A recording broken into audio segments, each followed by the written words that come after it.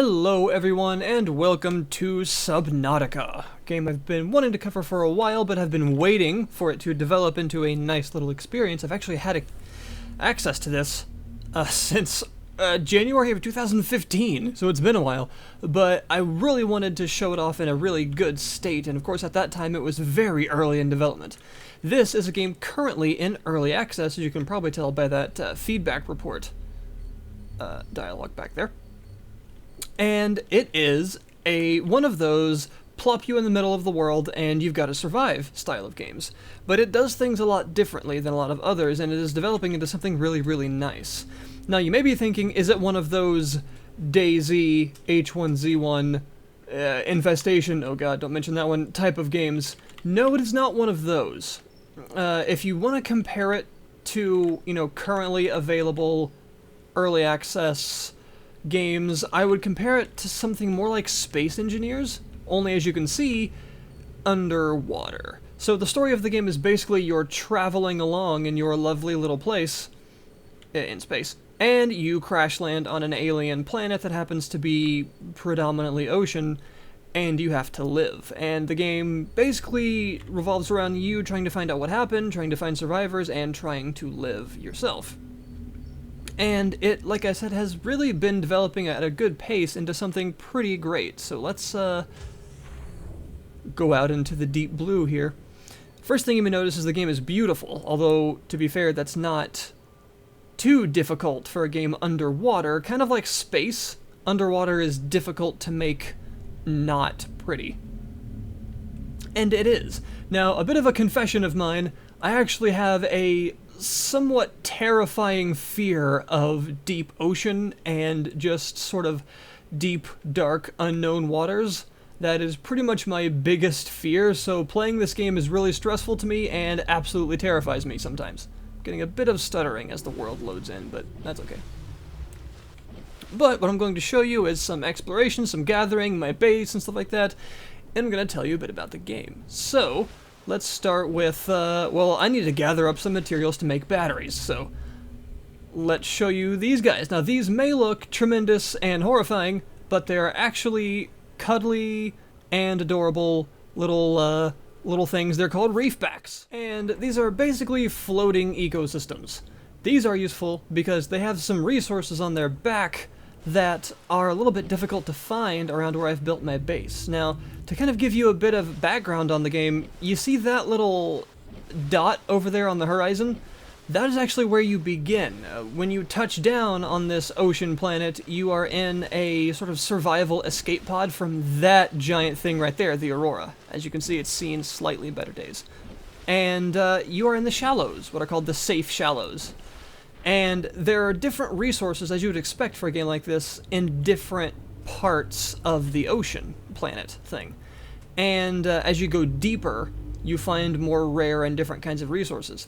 And really the main goal of the game, you could say, is to build a base for yourself to get farther away from this initial starting zone and the safer, more easy to navigate bits of the ocean, and to actually oh god, that's dangerous, by the way, and to actually find yourself a nice little place. That's a Reaper, I believe they're called, and they are terrifying. But of course there are some difficulties in doing so because, well, for instance, right now, I'm actually trying to get some resources to build batteries, because I'm trying to build a vehicle. You can actually build diving vehicles in this game. And for that, I need what's called a power cell. And to build a power cell, I need 2 batteries. And to get batteries, I need copper, which I have some, although I'm breaking some of the barnacles that I find on this guy to get more copper, just because you can never have too much copper. And some of these mushrooms, those guys right there. The acid mushrooms. 1 copper, 2 acid mushrooms makes 1 battery. Now, in the shallows, there are a plentiful amount of those mushrooms, just dozens and dozens of them everywhere. However, now that I have a base set up that's much farther away from the shallows, I don't necessarily want to have to go back to the shallows every time I need something that I don't necessarily have a great deal of right next to my base. So it's really nice to have these Refbacks here, and this is part of the reason that I've actually built my base in this area, because it's nice. Ooh, I've never actually seen spotted reeds. I'll take those. And also it's nice to have some friendly sea life around. It makes me feel a bit at home, because some of the other things around here are really quite nasty. And I'm going to go over to this other reef back here because I need some more of those shrooms. So the game starts off with you, as you would expect. I also have this sucker right here, by the way. This allows me to move quite quickly. A sea glide. There we go. Although it takes battery power, so you gotta replace the batteries in it. Copper. The game is a bit stuttery, I have to admit, when you first load in, but that solves itself after a couple of the bits of the world load themselves around when you first load up the game. That doesn't persist throughout your entire play. And maybe one more of those would be good, although I should surface again to keep my oxygen up so I don't drown. And you start off just gathering the basics. You know, you need food. As you can see, you have a food and water meter. And you can, if you want, play a version of the game where you still have to survive, as in you have a health gauge and things like that, but you do not have food and water needs. You can also play a sort of Minecraft-esque creative mode, if you wish, as well. But I like the survival mode just because it contains all of your needs that you would expect. Now, I really need one more of those mushrooms. Papyrus. Interesting. I wonder if I could get a sample of that with my knife. I can get seeds.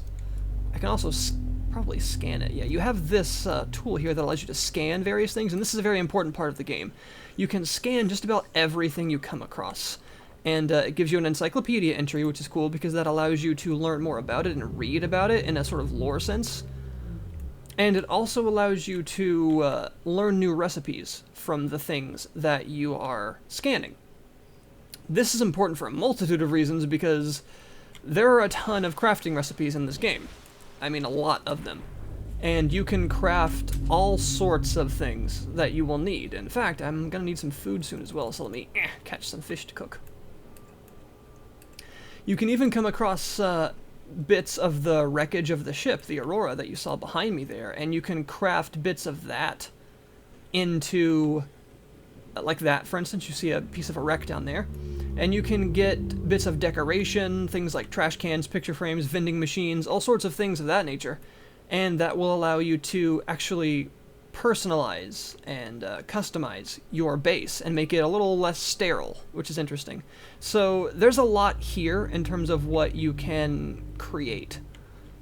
And there's a bunch more acid mushrooms down here, so I'll pick up some of these. You do have a limited inventory, as you can see, inventory full. So now I need to beeline back to my base. Those are sand sharks. They are not as nice as they look, and they don't look very nice to begin with. So I'm going to use this Sea Glide, which by the way has a nice built-in light. Very useful. It does expend batteries at quite a rapid pace though, so beware of that. And I have this little beacon here that helps point back to my base, and as you can see, this is my base. It's got some solar panels on it, which help to power it, which are of course quite useless at night, so I'm working on solving that problem. And here we are. Welcome aboard, Thank you, base AI, which I have for some reason. And here we are, and this is your crafting station. So this is your inventory space. A lot of your tools will take up a good amount of it at first, so as you can see, the Sea Glide takes up a crap load of space, and you also need O2 tanks. I actually have 3 tanks. Even though it only shows one of them equipped, extras in your inventory do count. So that's why I have 132 oxygen, or 135 oxygen maximum. And there's all kinds of stuff. As you can see, some of this is unfinished. This is an early access game after all. And this will allow me to craft some things I need. So, here we go. First of all, let's craft a bit of food. I have a spadefish that I can cook. Boop! And also using this does use power from your base's grid.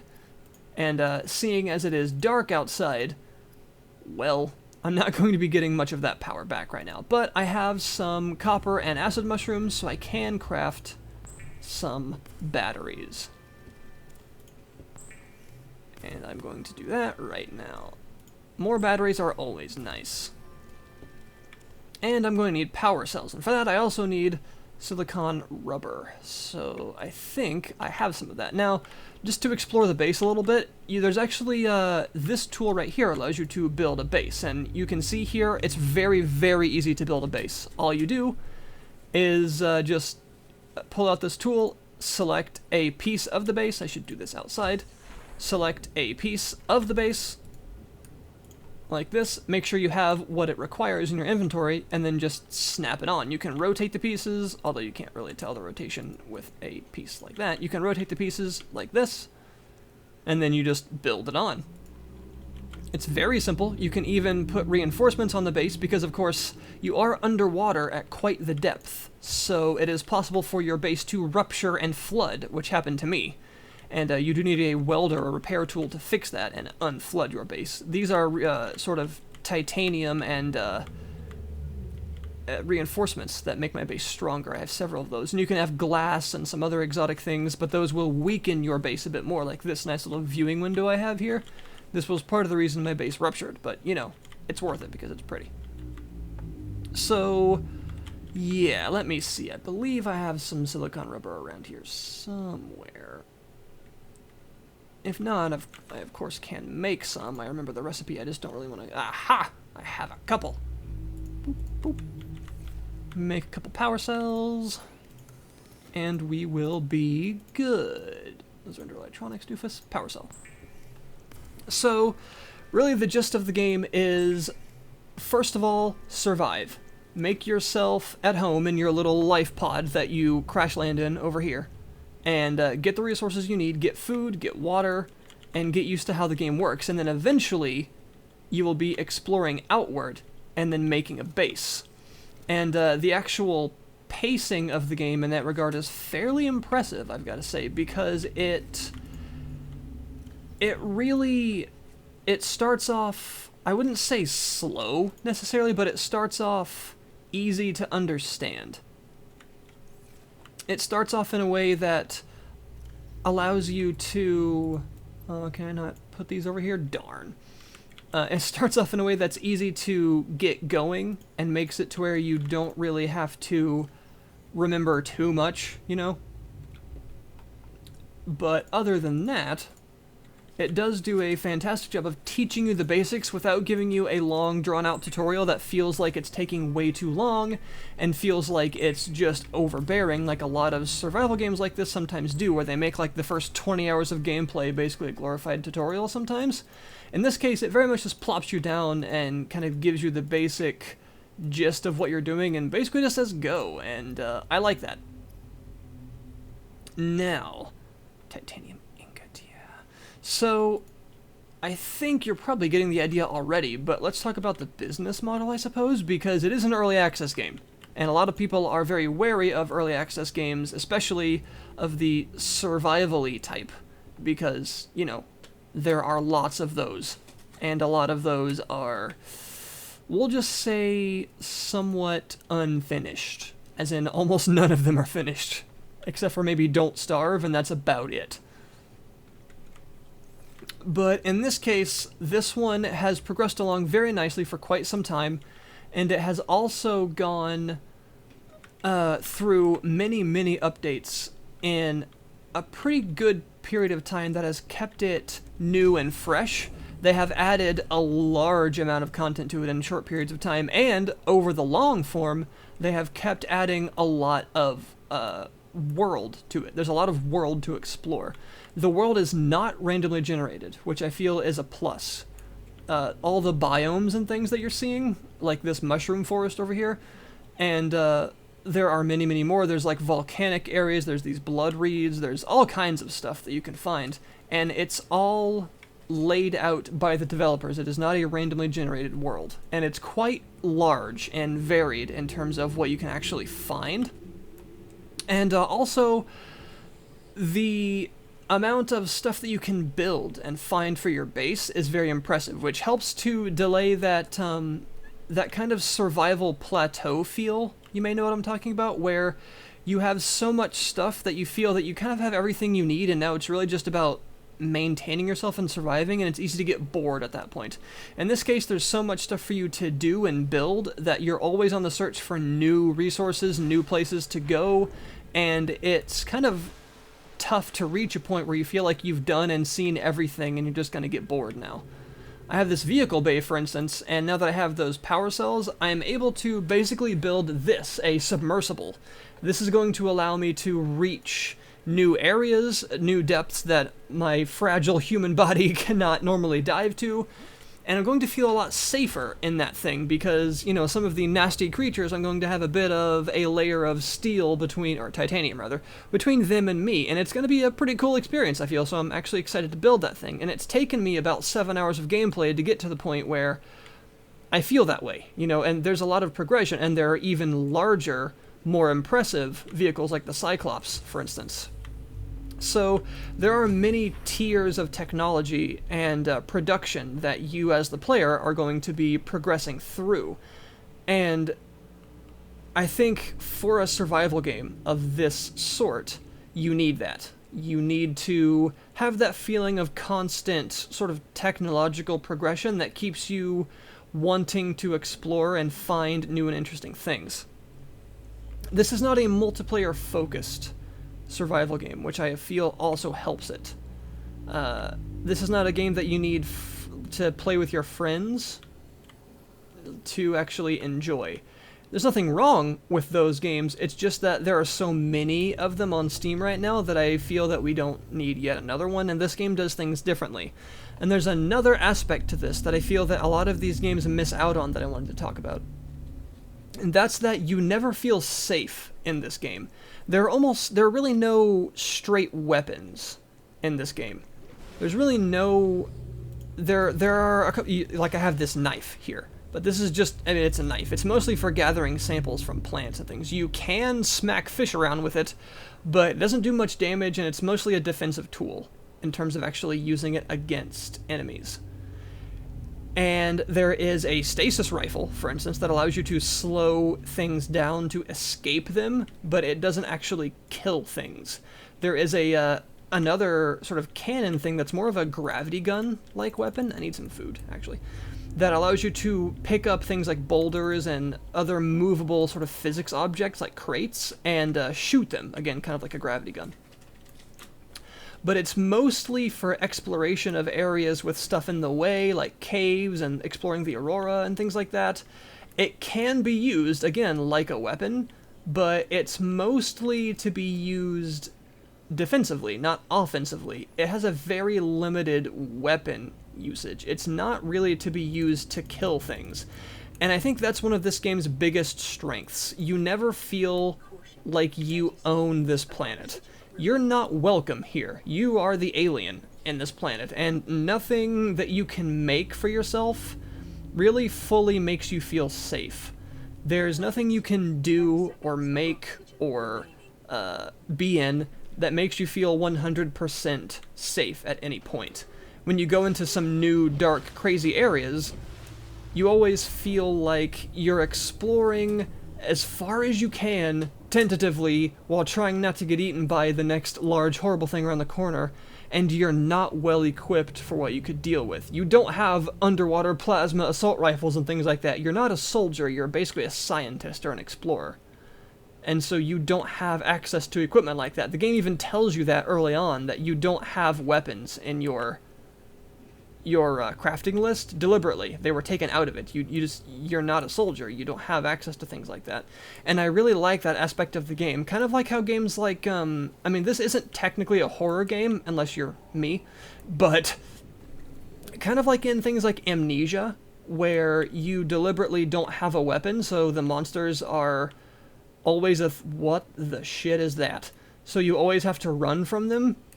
This is very similar. You are exploring carefully, trying not to get killed, and trying to always find what you can to survive, find new and interesting things, like this Koosh forest here, which I've barely gotten to explore yet, so I'm interested to see what kinds of new resources and things I can build for myself that I can get here, and new recipes I can find.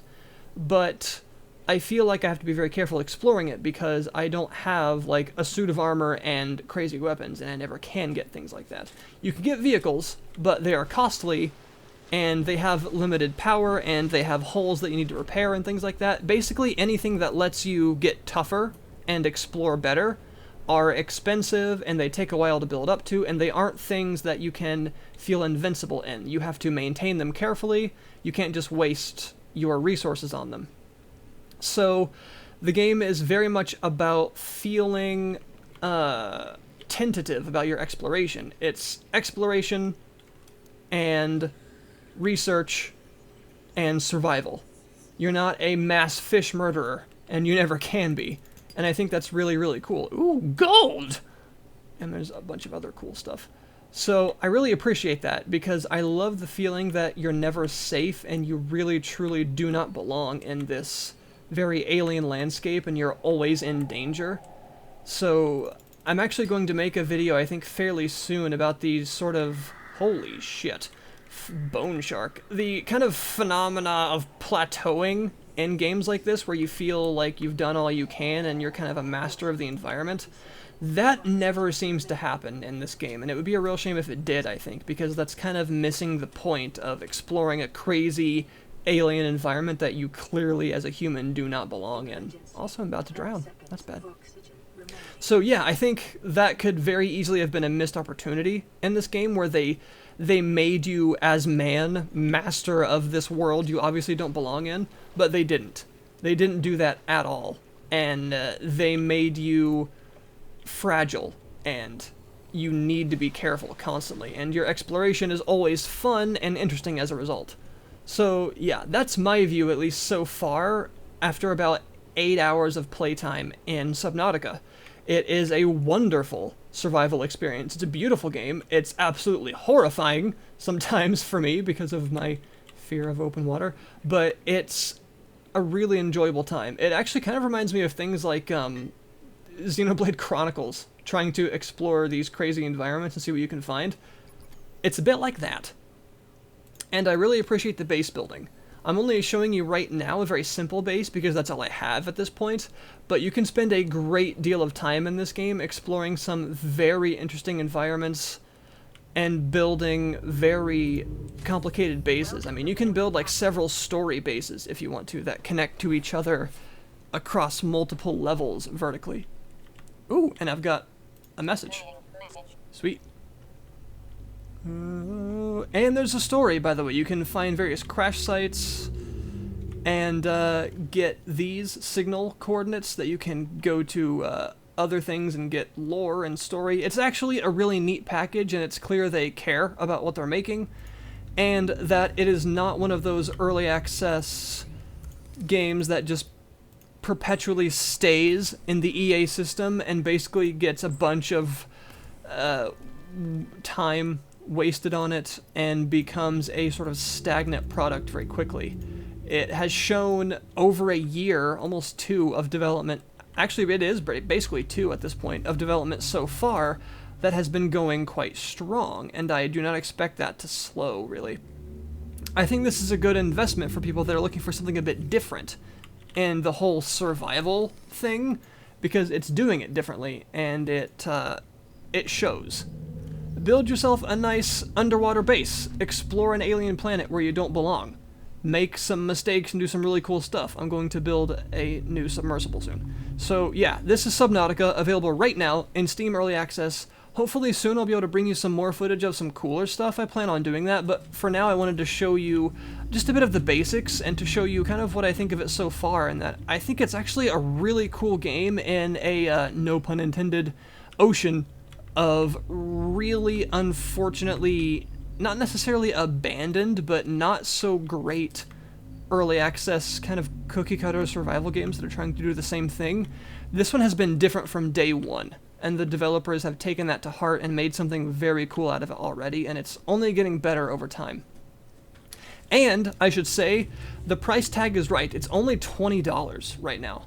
It's 20 bucks. That's it. That's all this is going to cost you, and there's already a significant amount of content ready for your diving into. I'll stop with the shit puns now. So, really, I would suggest that you give it a shot if you're looking for something to sink some time into. There you go again. And I would say, yeah, I'd say it's worth it. It's worth a shot. For 20 bucks, exploring this much content on a cool alien planet with the capability of just kind of being creative and building a cool underwater base, and the atmosphere of the game with its great ambient sound effects and the creepy, somewhat horrifying sea life and stuff like that. It is really, really cool, and I think it's something that you don't want to miss out on. So I will link you in the description below this video to the Steam store page. Anything in particular that you want to see, feel free to comment, and I will try and bring you some more advanced stuff later on as I get farther into the game and can show you a bit more about it. Thank you guys very, very much for watching, and I shall see you next time.